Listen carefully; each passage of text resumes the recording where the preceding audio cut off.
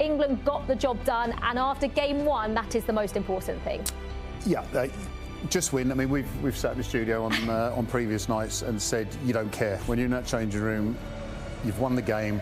As I'm sure Patrice is a defender, I know as a goalkeeper, my favourite scoreline in football was 1-0 because it is so tense for so long. Jordan Pickford made one save, I think, from Vlahovic in the game. So really, it wasn't like he was overly extended. Yes, it wasn't pretty, but in the end. We've done the job. Look at him. Yeah, okay. Is he waving at the guys who vote for the Ballon d'Or there? There you go. Maybe he is.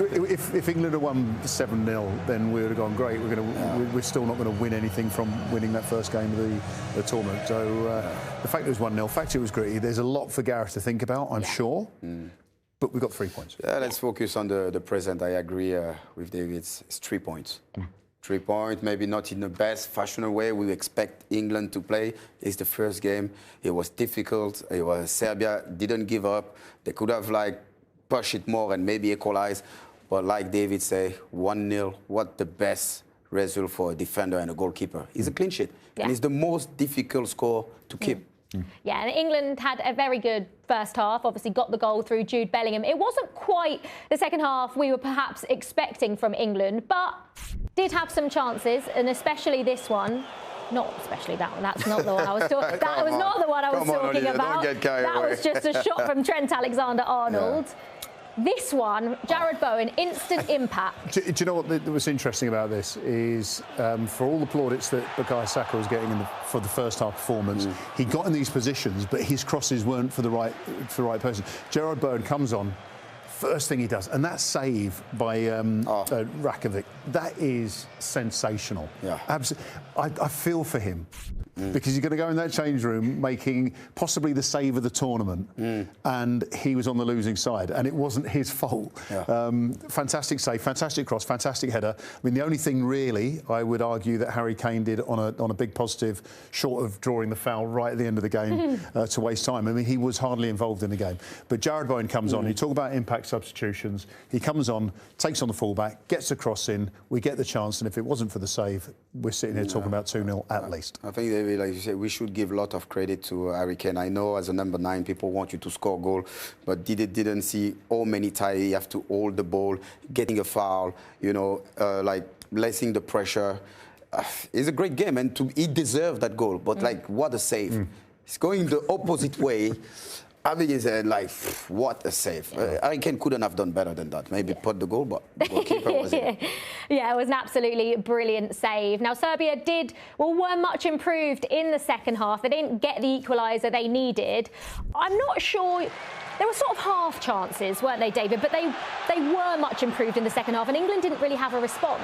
Yeah, there were appeals for a penalty here. I would argue that had that been for England, like Kyle Walker in the first half, had he gone down, then, I mean, that was the best chance. It was just a poor touch in the end. They create, and these are going to happen, I think, in any game that we watch in these Euros. One team, I mean, that's the one chance where Jordan Pickford had made the save. Going back to that first one with the cross, they got in down the left-hand side a little bit too often. Ironically, a lot of the crosses, even if they weren't the best crosses, came straight after Mitrovic came off the field, which was strange. Quite surprised. But I think when Tadic come on, it was more because of the footwork that they've got, and they were causing problems. But like Patrice said, if you're in that England goal like Jordan Pickford, you're thinking, right, I can save those shots. It's above my head. Other than that, what have you done to me? Yeah. It's not the prettiest to watch, and I'm sure a lot of those England fans are on the edge of their seats or on the edge of their toes, but in the end, they weren't really being dangerous chances.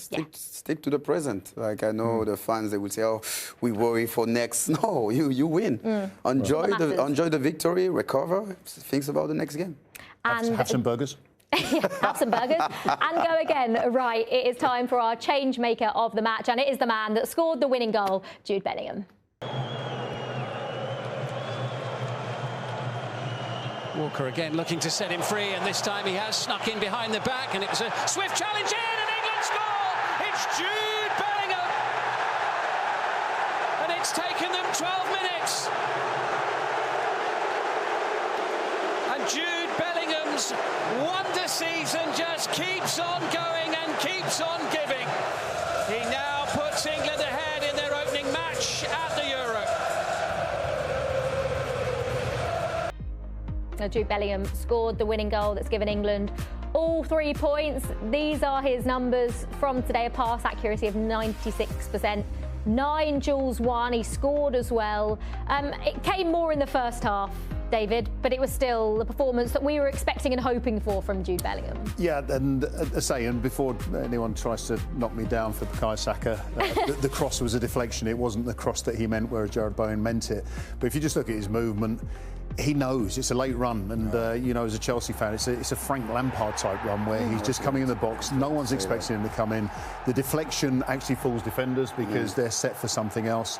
But he just committed, determined. And the kind of performance that you would expect from a 20-year-old who's just won the Champions League. And the desire to be there, to believe the ball is going to come in. It's like so like Frank Lampard. They are like magnets.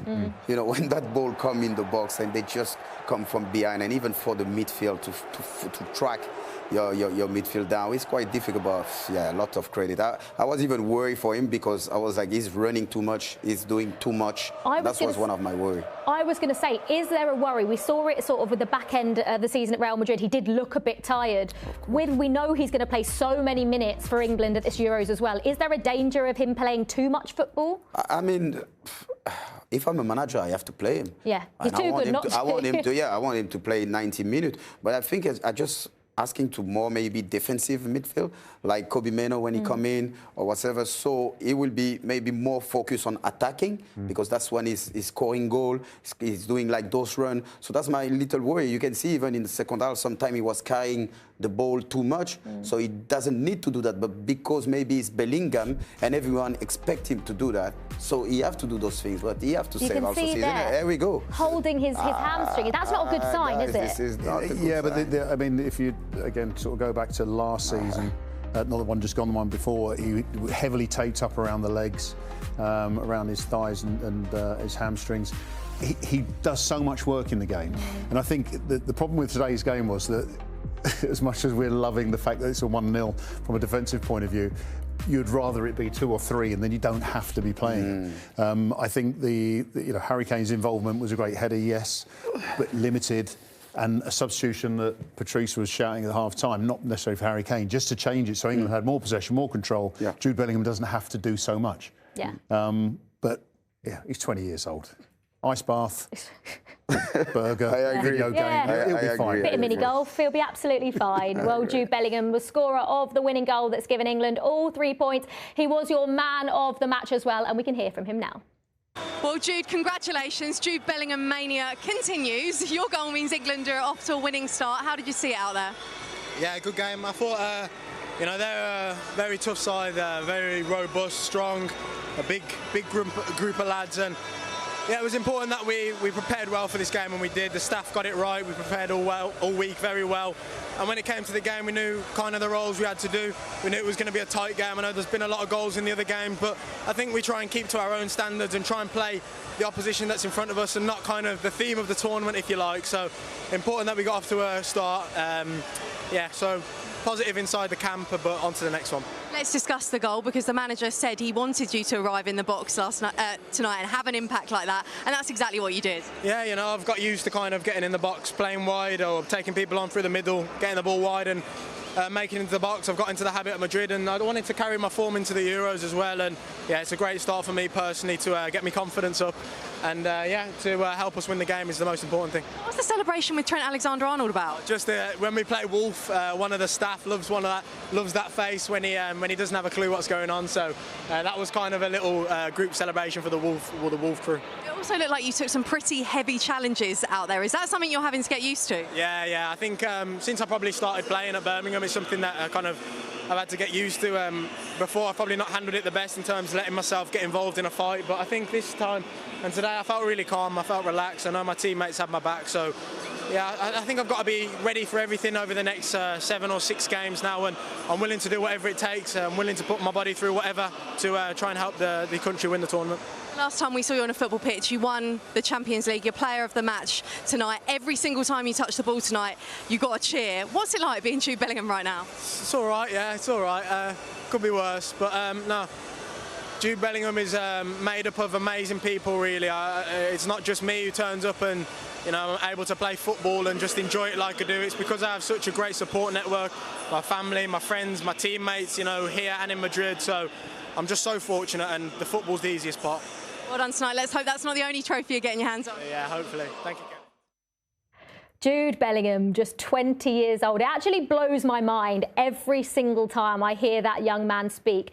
It sounds like, well, maybe he's not 30, I don't know, he's 30-year-old, no, but he sounds like a 30-year-old. He doesn't sound like a 20-year-old, does he, when he speaks, Patrice? No, I absolutely agree. But this is down to the parents, education. I think education is key. And I'm really proud of him. Like I say, as a player, he's an amazing player. But also as a human being, he's really calm. You can see through his interview, yeah, he talk like 30 years old. You will never believe this. When you close your eyes, you will never believe he's 20 years old. What did you make of the celebration? Was it that? Was that what they were doing? I'm not sure that one or that one, yeah. That's this. Oh, here we go. So they were doing something. Yeah. Patrice, is that how do you rate that celebration? I don't know. Rubbish? Maybe No. they were like, I don't know, covering their ugly face. I don't know. But He was referencing one of his staff. Yeah, they were saying that they play a game. And again, this yeah. is we talked about the problems that you have as an England manager managing the players' entourage, but this group of players, this group of staff, they are all in it together. Yeah. They have been Nice. since Gareth's been there. So for the fact that he's referencing a member of staff which none of us know means that they are all in this together, which I think is beautiful. Family, it's beautiful. It is. It is beautiful. Right, Jude Bellingham's goal gifted England all 3 points. They're off to a winning start in Group C. Well, those 3 points leave England top of Group C after the first round of games. For them, we can now hear from the England captain, Harry Kane. Harry, congratulations. Sweet Caroline is booming around this stadium. Off to a winning start. Was that all tonight was about? Yeah, 100%. We knew it was going to be a tough game. Serbia posed some good threats. Very physical with the long balls, rely on second balls, and I thought we dealt with it overall really well. There was a spell in the first half where we got camped in our box a little bit and we found it difficult to get out, but overall I think we deserved the win, and it's in the group, like I touched on before, it's just about getting through, so it's an important win tonight. You were so dominant in that first half. What do you feel changed in the second? Yeah, I think they changed their pressure a little bit. They went almost man for man, and we couldn't quite keep the ball well enough. But it's a tough game. They're a good team. They have some really good players. They have a good structure, physical. They make it a battle. But we stood up to it well. A clean sheet in any game is important, and it's good that we got one today. Jude Bellingham will get the headlines once again. What a performance and a goal from him. What's it like playing with him at the moment? Yeah, unbelievable player. You know, he deserves all the praise he's getting at the moment. Just the way he plays, the confidence he plays with, and also the way he affects games. You know, it's important for people who play in his position to get goals and assists, and that's what he does. It's a great run into the box, and he finished it off nicely. Nearly got that goal in the second half. There's been so much talk about England's new look attack and who's going to play around you. How does it affect you, how the attack plays around you now? Yeah, I think each game will be different. You know, today I probably stayed a little bit higher, allowed, because they like to defend man for man, I wanted to keep them deep so Jude and Phil could play in the pockets, Trent as well on the right side. So I think each game will be different. Sometimes you'll see me drop in, sometimes playing higher up. But I think today for me was more about, you know, holding the ball up, especially in that second half, winning fouls, and trying to see the game out like we did. Well done tonight, Harry. Cheers, thank you. Well, England got the 3 points, like Harry Kane said. I think that was all tonight was about. I'm sure he himself would probably have liked to have been involved in the game a little bit more. David, were you surprised with how little he was involved, apart from perhaps that header at the end? Yeah, it's interesting listening to him speak there, talking about occupying players. Again, because we've got access to the tactical cam, there were moments where England were in possession in defence and he wasn't in a position to affect the game. He was in an offside, which means England have to build up slow. I just think that sometimes, there's me suggesting what Harry Kane should do, but if you get back into line quicker, England can attack quicker. And if you've got a defence like they were talking about with Serbia there, the more time you give them to set up, the more difficult it is to break them down. So I think he could have got involved a little bit more. Yeah. Picky, maybe, I think, and again, maybe the midfield itself, with Trent Alexander instead of Mainu, longer on the field, meant that Harry Kane wasn't getting access to the ball as often. But he did get his one chance, he did get a great header, and we did see the best save of the tournament. Like he said, like Harry said, it's tactical also. That was the point for him to stay the much higher, to leave that space for Bellingham, Phil Foden. So that's what they ask him, the manager. But yes, he could have gone like quicker on the line, and maybe England could have started. But that's the job he was supposed to do, I'm sure. Well, England finished top of Group C at the end of today's 2 fixtures in that group. Thoughts about Manchester United and Everton? The erstwhile great Manchester United are still seesawing. A draw with Spurs on the 14th of January saw them win 5 straight games, albeit most of them just barely. Then came the awful loss to Fulham on the 24th of February, in which they played a lacklustre game. Then came Sunday's derby, where they lose 1-3 to the current league champions Manchester City, a game where they go a goal ahead, defend brilliantly for 50 minutes, eventually capitulating to the obviously better class of their rival. Regarding the manager Erik ten Hag, there are still many complaints from pundits left and right. The lack of clear sense of direction or style of play, lack or poor quality of man management, and constant poor recruitment of players. Since the 25% takeover of Man United by Jim Ratcliffe, it was hoped that Man United will progress to a more successful direction under his watch. Some pundits even think that Ten Hag might even be replaced come next season. Yet the stats show that he did not do too badly. He managed 61 wins in all competitions in his first 100 games, which actually is better record than either Mikel Arteta with 54 and Jurgen Klopp with 50. Thoughts on Arsenal and Tottenham? If not for that 1-week blip where they lost to Aston Villa and bow out of the Champions League, Arsenal have been by far the most impressive team this season. They have the best defensive record. They blow teams away by huge margin of goals, which leave them with the top goal difference, worth a point at least. Even after that week of disappointment, they are now pretty much faultless. It is not their choice, however. They have to be, because reigning champions Manchester City have games in hand, which if they win all the remaining games, there is nothing Arsenal can do about it. They will be crowned champions for the 4th consecutive time. But the way Arsenal played this season, it will be a shame if they did not win the Premier League.